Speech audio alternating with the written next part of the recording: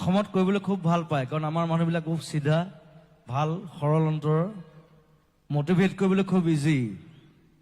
কিন্তু এতিয়া 21শ শতিকা, এতিয়া এই মটিভেশ্যনৰ সময় নাই। এতিয়া আমি নিজে চিন্তা কৰোঁ, নিজে কাম কৰোঁ।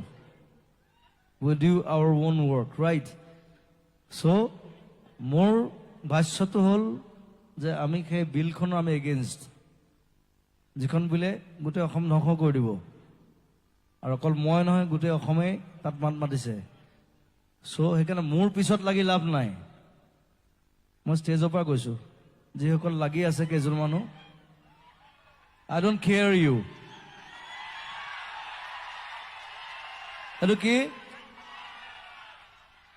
এইটো কি বস্তু? ঘণ্টা। মোৰ লগত লাগি লাভ নাই। তেওঁলোকে নিজে মৰি যাব, আৰু তেওঁলোকে নিজৰ জাতিৰ কাৰণে ভাল কাম কৰা নাই, বেয়া কাম কৰিছে। সেইটো নিজে শুদ্ধ হ'ব লাগিব, নিজে চিন্তা কৰিব লাগিব। আৰু আমাৰ মানুহখিনিয়ে চিন্তা কৰিলেই হ'ল। আমাৰ অসমীয়া, বঙালী, হিন্দু, মুছলিম বুলি কোনো কথা নাই ইয়াত। গোটেই অসমত আমি কাম কৰিছোঁ নিজৰ কাৰণে, এটা অসমীয়া বৃহত্তৰ এটা স্বাৰ্থত, এটা অসমীয়া জাতিৰ কাৰণে, হয় নহয়? কিছুমান ব্যক্তিয়ে কিছুমান, মইতো নকৈ নোৱাৰোঁ, মই কৈ দিওঁ চব কথা। মই চিধা মানুহ।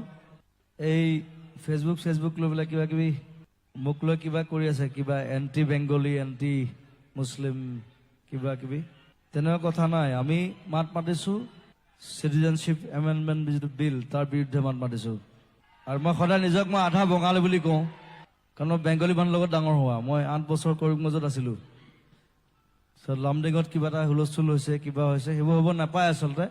আৰু মই সদায় সেইকাৰণে কওঁ যে আমাৰ মানুহবিলাক পলিটিক্সৰ পৰা সদায় আঁতৰি থাকিব। পলিটিক্সে কেতিয়াও ভাল বস্তু নিদিয়ে, সদায় বেয়া বস্তু দিয়ে। ভোট দিয়াটো আপোনাৰ কথা, আপুনি কাক চিলেক্ট কৰিব, আপুনি তাক ভোট দিব, এইটো বেলেগ কথা। পলিটিক্সে যাতে আপোনাৰ মূৰটো নাখায়।